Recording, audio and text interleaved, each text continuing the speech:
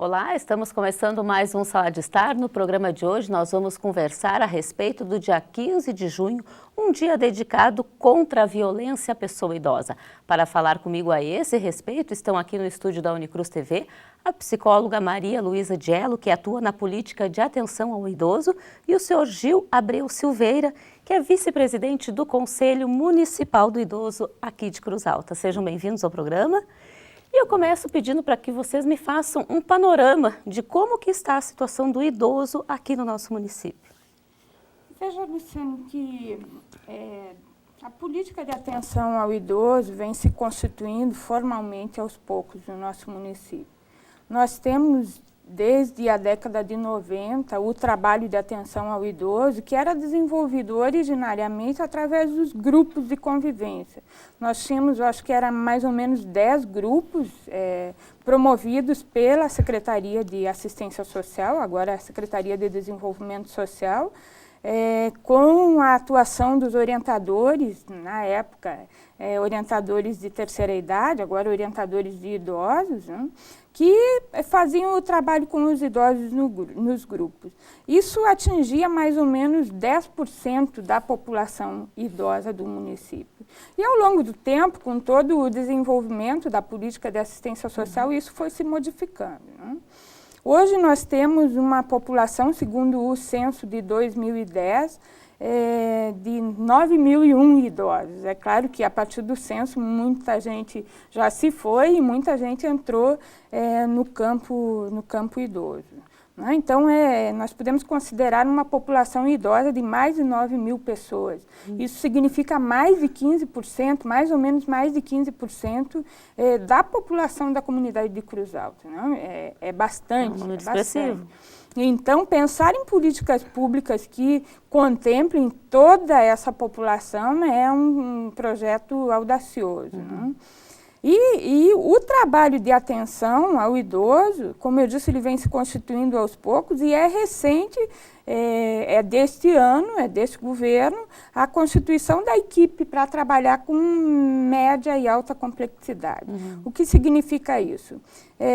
A política de assistência social, ela foi estruturada a partir da criação da lei do SUAS, né, que foi um processo histórico de conversação no Brasil todo. Se criou o Sistema Único de Assistência Social, que trabalha em níveis de atenção, né? Atenção básica, atenção de média e alta complexidade.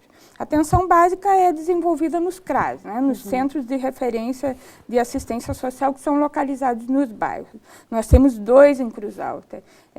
Tem o CRAS Comunidade Mãe, que fica próximo ao presídio, que atende essa metade da cidade, né, pensando numa horizontalidade. E o CRAS Um Lugar ao Sol, que era no bairro de Fátima e agora está situado no Jardim Primavera. Né? Esse CRAS atende a outra metade. Então, as ações de atenção básica de assistência social com relação aos idosos devem acontecer nos CRAS. É claro que isso é um trabalho progressivo, né? Porque como é uma grande população, como eu disse, quase mais ou menos 15%, esse é um processo que vai acontecendo aos poucos. Que é um pouco demorado também. Isso. Agora, média e alta complexidade, que aí vai trabalhar também, principalmente com a violação de direitos, né? E aí é o foco desse Dia Mundial de Combate à Violência contra o Idoso, que é um dia para dar visibilidade para essa questão, uma questão que Chama ainda atenção que vem aumentando, inclusive. Vem, né? aumentando muito, não sei se aumentando tanto, mas vem se tornando mais visível. Né? Porque a violência contra o idoso, historicamente, sempre aconteceu, é claro que não nas proporções e na dimensão que tem acontecido ultimamente, né? Nos últimos anos. Então, esse dia ele foi constituído para dar visibilidade para essa questão. Mas a questão do combate à violência contra o idoso é uma ação que deve acontecer cotidianamente. Então, nós temos hoje a equipe formada a princípio por assistente social, uma equipe de 2 pessoas, né, formada por assistente social e psicóloga, que está desenvolvendo o trabalho de média e alta complexidade com relação aos idosos. Essa política de atenção ao idoso é vinculada ao CREAS, que é o Centro de Referência Especializado em Assistência Social, e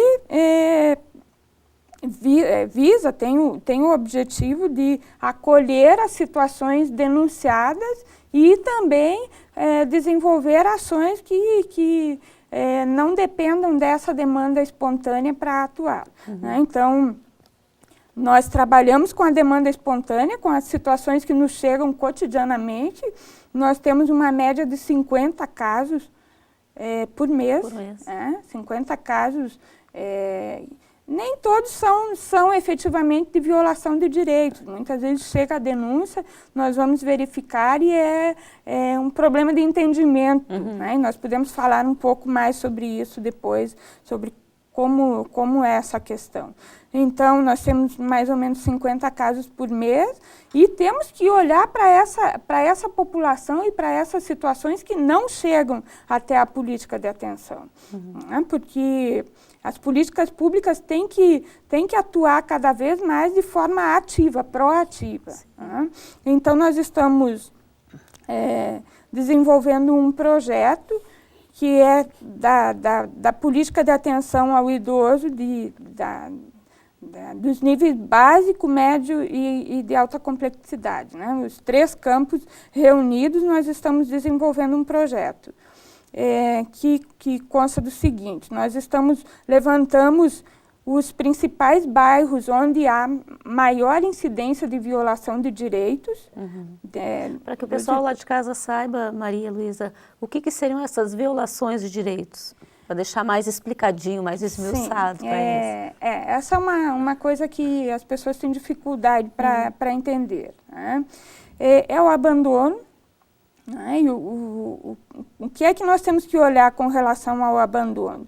Muitas vezes o idoso escolhe viver sozinho, tem dificuldade para se relacionar com as pessoas, tem o canto dele e quer ficar sozinho, mas ao mesmo tempo precisa da atenção.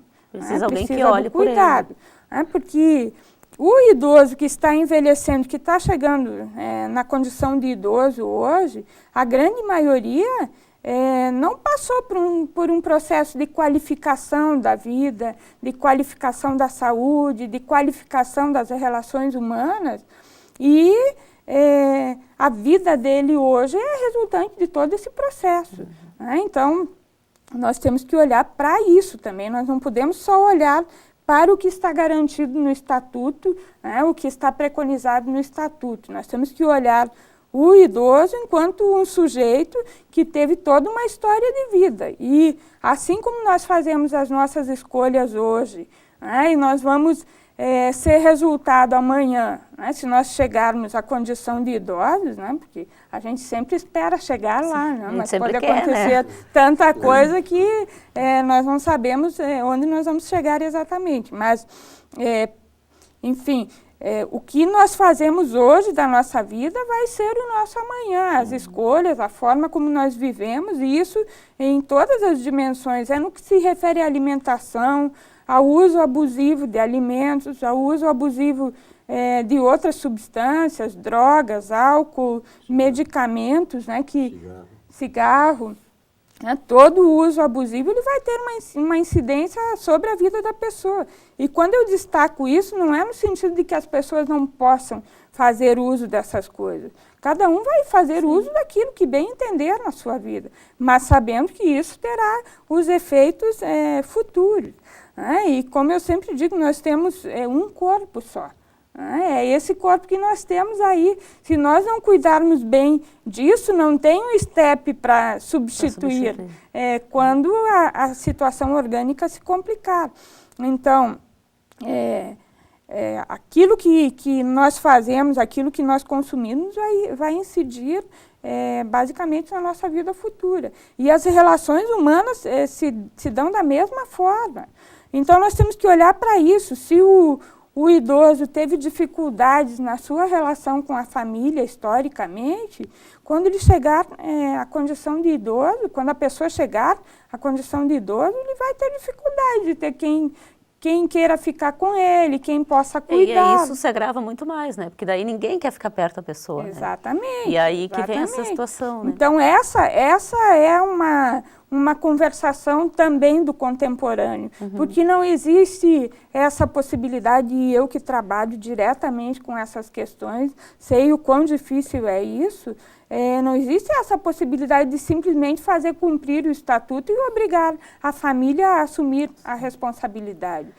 Muitas vezes isso envolve o afeto das pessoas que deveriam ser os cuidadores, porque é muito difícil para uma pessoa, um filho que teve os seus direitos violados muitas vezes por aquela pessoa que hoje é idosa, de repente lidar com todas essas dificuldades e passar a ser cuidador.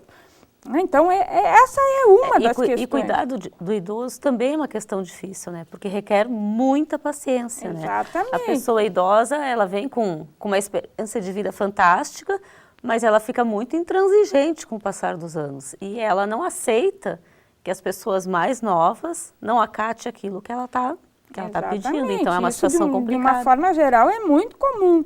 É muito difícil lidar com as pessoas que têm uma posição mais firme. O idoso que é mais intransigente, como você diz.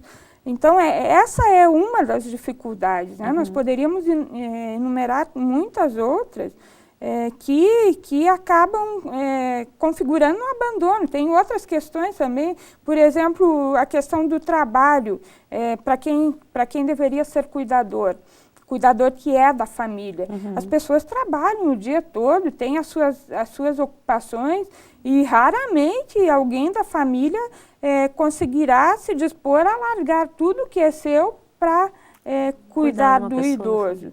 E, além disso, envolve recursos financeiros. Quando a família não tem condições de custear a contratação de um cuidador, e isso é muito oneroso, porque envolve todos os direitos trabalhistas e as questões humanas também. Quando a família não tem condições de custear a contratação de um cuidador, isso fica muito mais difícil, porque envolve toda a situação dos familiares. A gente falava antes de começar a gravar, inclusive, que tu estava dizendo que isso não é uma realidade nossa, né? Ter idosos que tenham cuidadores, não é uma situação comum, porque a maioria dos idosos são assalariados, né? Exatamente. E são pessoas da própria família que tem que cuidar. A maioria dos idosos da nossa comunidade tem um salário mínimo de renda. E isso dá para a manutenção da subsistência, das necessidades básicas cotidianas. Ele sobrevive com aquele dinheiro. Sim, Ele não vive, sobrevive.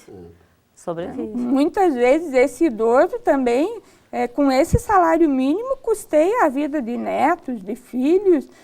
Então, é uma realidade muito, muito vasta. Nesse caso aí, muitas vezes também acontece uma certa exploração, se é que a gente pode chamar assim, essa da é família. Uma das violências contra o idoso, né? O abandono, a exploração financeira, material.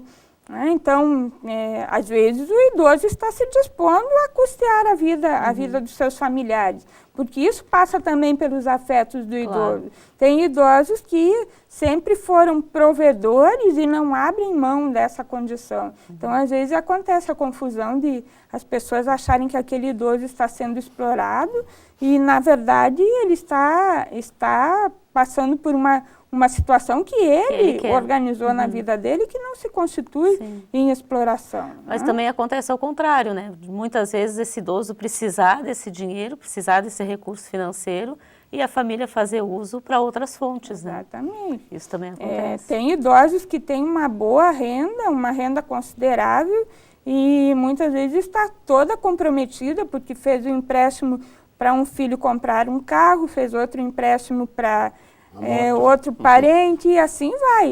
E vai comprometendo a renda, porque as pessoas que fazem a exploração financeira, Elas não vão pedir um favor para o idoso para fazer um empréstimo no banco e depois pagar, acabam não pagando. Sim. E aí o idoso fica muito vulnerável. Né?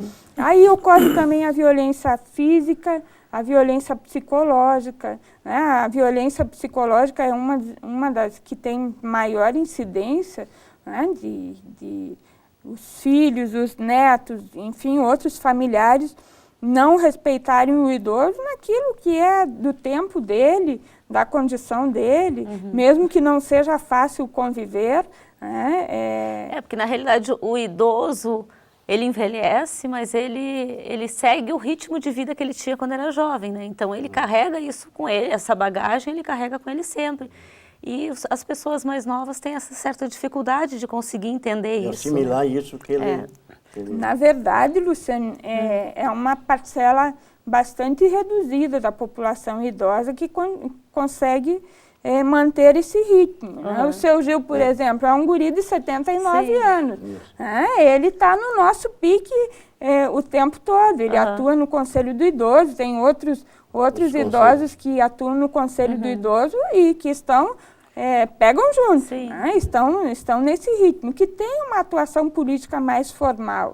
Né? Mas tem muitos idosos que chegaram à condição de idosos com aquela formação bastante ortodoxa de que o idoso vai se tornar um inválido. Né?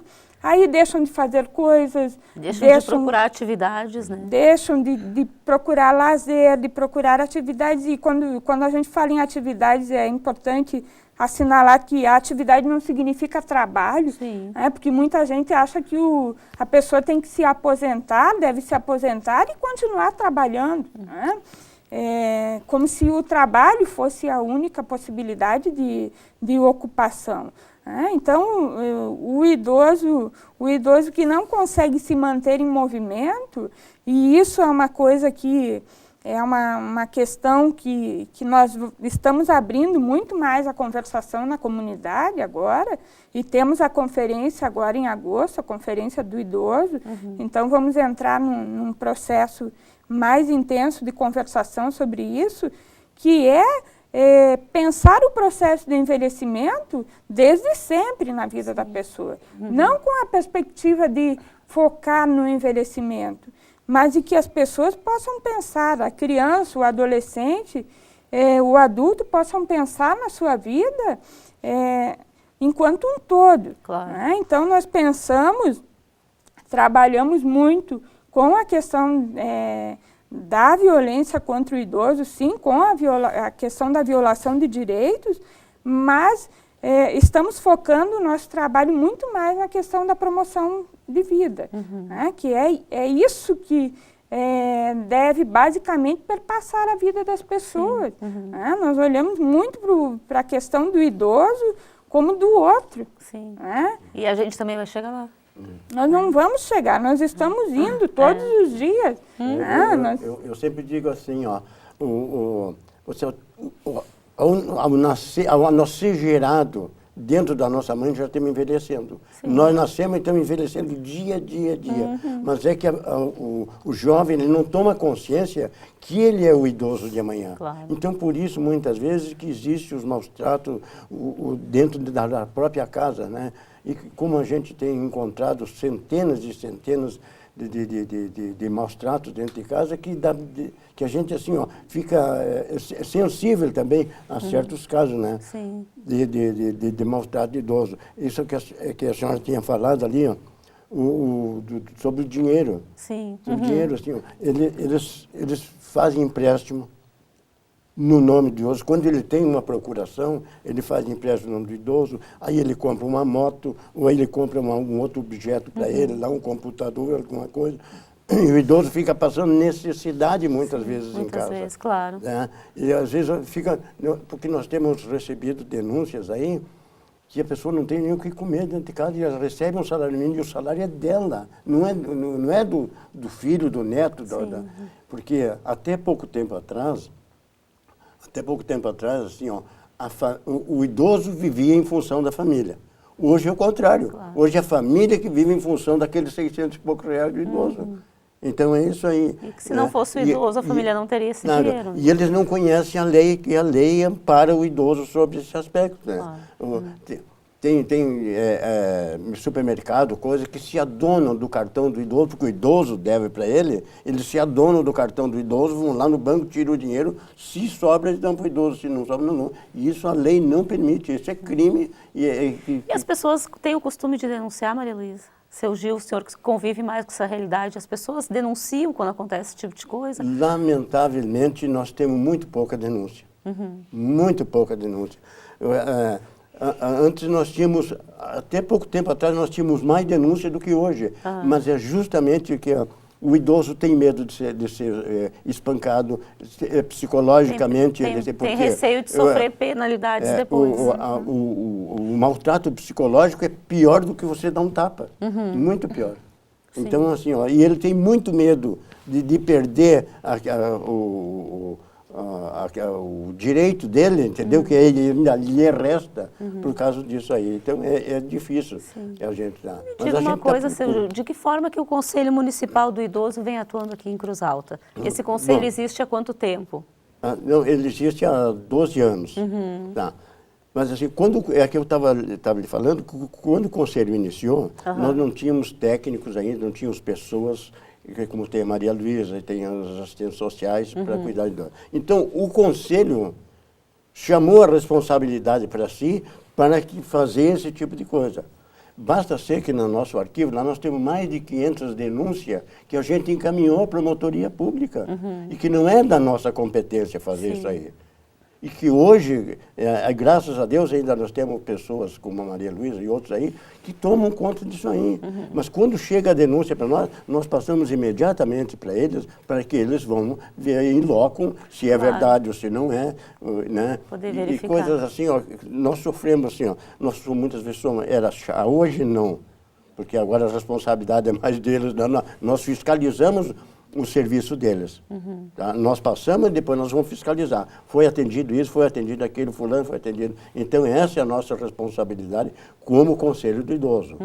Entendeu? Tá, na gestão também, da gestora, também é nossa responsabilidade fiscalizar para ver se está tudo sendo, os projetos estão sendo executados. Então, essa é a nossa função. Entendeu? Então, a gente está procurando, o Conselho está procurando se adequar dessa maneira e sair daquela rotina antiga que ele tinha, que não era da nossa responsabilidade.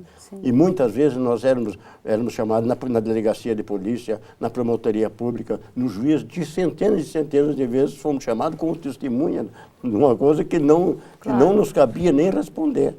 Né? Então, graças a, como a Maria disse, assim, ó, essa administração está colocando as coisas fazer mudanças.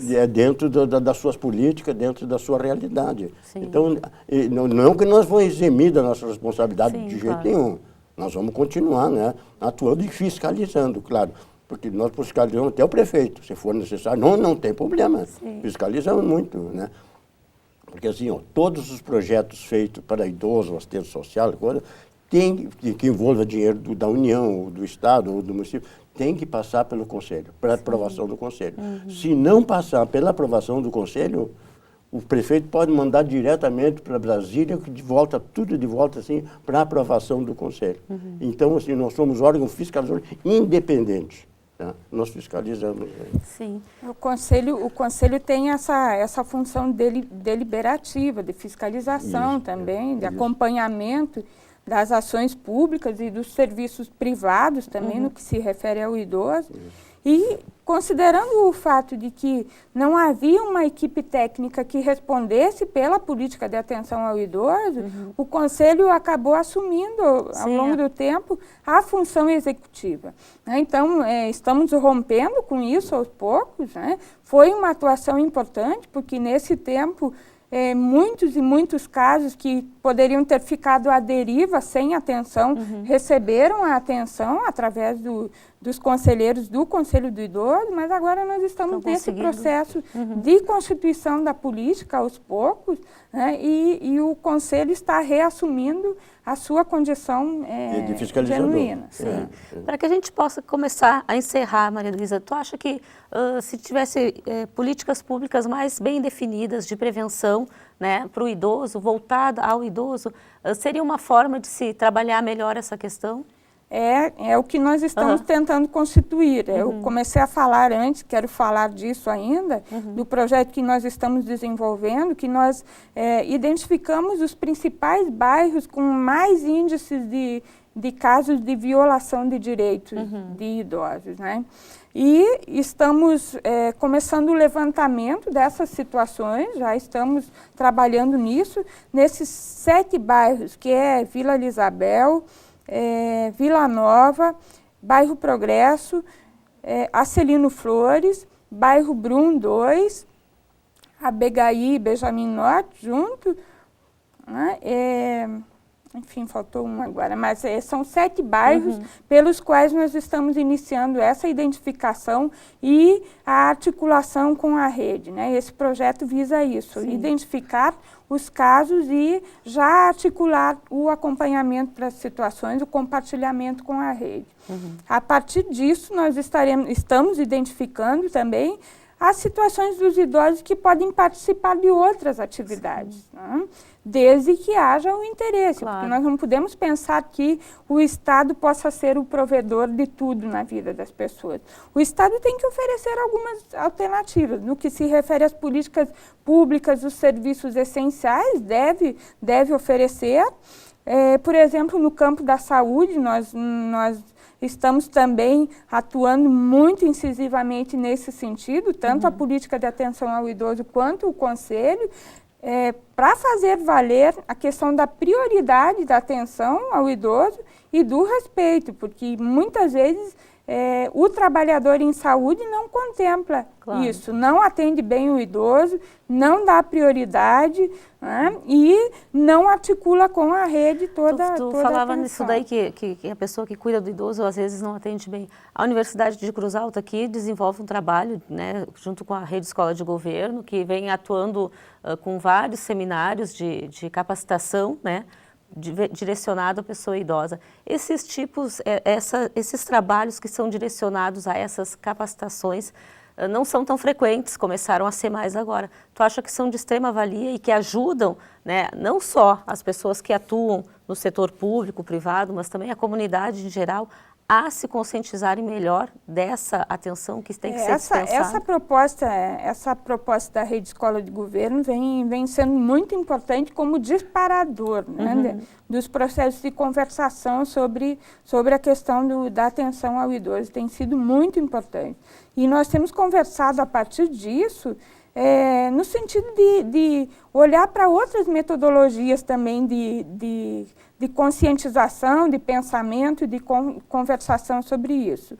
Então, nós estamos pensando, estamos fazendo já algumas ações mais pontuais, né, porque os seminários, eles são amplos, né, são amplos e nem sempre os trabalhadores têm condições, nem sempre o gestor vai ter condições de liberar todos os trabalhadores para participarem. E quem participa nem sempre consegue ser disparador lá na sua unidade de trabalho dessa conversação. Então, nós estamos pensando em metodologias que sejam mais pontuais, mais micro, que trabalhem com as pessoas lá na unidade de saúde, na unidade de assistência social ou em outras unidades da rede. Né? Então, é um processo que nós estamos desenvolvendo aos poucos. Essa proposta da Rede Escola de Governo, que a Unicruz é a instituição que desenvolve esses seminários, né? E também esse projeto que nós estamos desenvolvendo com a comunidade, identificando os casos, olhando para essa população de mais ou menos 15% da comunidade, olhando mais para isso e pensando as ações de uma forma mais articulada. Né? Porque nós não podemos pensar somente na questão da violação de direitos. Isso é um assunto extremamente importante que antes não tinha, em outros tempos, né? Há alguns anos atrás, não tinha tanta atenção, que necessita de maior atenção, necessita de ações mais incisivas, mas nós temos que pensar também a questão que eu já colocava antes, que é da promoção da vida. Né? Pensar os processos de envelhecimento como uma condição inerente à vida humana e à sociedade, ao tempo. E isso tem que ser feito com qualidade. Né? Exatamente. É importante. Pegar um ganchinho que a Maria falou sobre o atendimento do idoso. Na Lei 10.741, no artigo 3º, inciso 1º, diz assim... Tá bom de memória, hein? Diz assim, ó, é um direito e um dever dos idosos serem atendidos tanto pelo serviço público quanto privado. Ele tem prioridade no atendimento, mas infelizmente aquilo que a Maria falou, o nosso povo tem uma cultura tão retrógrada que não está fazendo esse atendimento. Não cumpre isso. E assim, ó, e nós fiscalizamos, nós vamos nos postos, nós vamos nas lojas, tem diversas lojas que a gente já mandou ofício para eles pedindo atendimento. Para isso, nossos postos de saúde, para os hospitais. Né? Se tivesse tempo, eu ia contar uma para você, mas não tenho, não vou contar. Outra hora, outra oportunidade eu conto. De fatos acontecidos que a gente às vezes fica assim, chocado com o que a gente vê e com o que acontece. Então eu acho, porque tu já fez. Justamente porque eu fiz, eu acho que eu mereço o respeito. Então quem está fazendo também vai ter a mesma prioridade e o mesmo respeito que eu estou tendo hoje. Até porque um dia a gente vai chegar lá, né? E a gente também vai querer esse respeito. Feliz daquele que chega lá. A gente também vai querer esse respeito.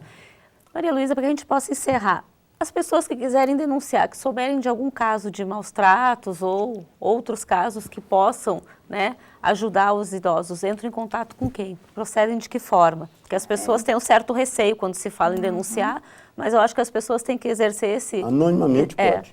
Em primeiro lugar, a denúncia pode ser feita de forma anônima, através do Disque 100, que é o Disque Denúncia sobre a violação de direitos humanos, é nacional, número 100, Disco número 100, pode fazer a denúncia anônima, ou pode se identificar.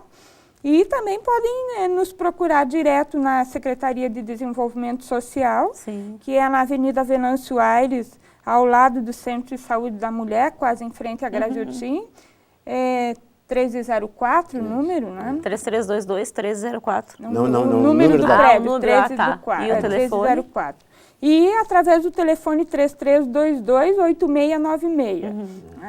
Eu sou a psicóloga da Política de Atenção ao Idoso, a colega Tereza é assistente social. Pode ser feito também junto ao Conselho do Idoso, que é... para eles só aparelho que divide nós. Mesmo espaço físico. Pode ser feito junto ao Ministério Público. Situações que dependem da atenção direta da Polícia Civil ou da Brigada Militar, pode ser feito direto com a Brigada e com a Polícia. Enfim, no CREAS também, no CREAS, que é 3324-5164, o telefone. Tá certo, nosso tempo terminou. Eu queria agradecer demais a presença de vocês, né? Acho que é muito importante a gente falar do idoso e mostrar que ele merece todo o respeito da nossa sociedade. Tá bom? Nós é que agradecemos a oportunidade que deram para nós, né, Maria? Para nós identificar, no nosso conselho, identificar essas jovens. Eu quero dizer ainda, quebrando o encerramento, que os idosos que gostariam de participar de atividades de lazer, atividades culturais, podem procurar também o Centro de Convivência do Idoso, que fica no antigo Centro Social Urbano. É um espaço bacana, que tem os orientadores trabalhando lá, tem toda uma equipe trabalhando e que tem uma série de grupos acontecendo lá e que não vamos pensar só na violação, como eu disse. E esse convívio social é muito importante. Tá certo. Obrigada, então, pela participação de vocês. O Sala de Estar de hoje fica por aqui. A gente se vê na próxima semana. Até lá.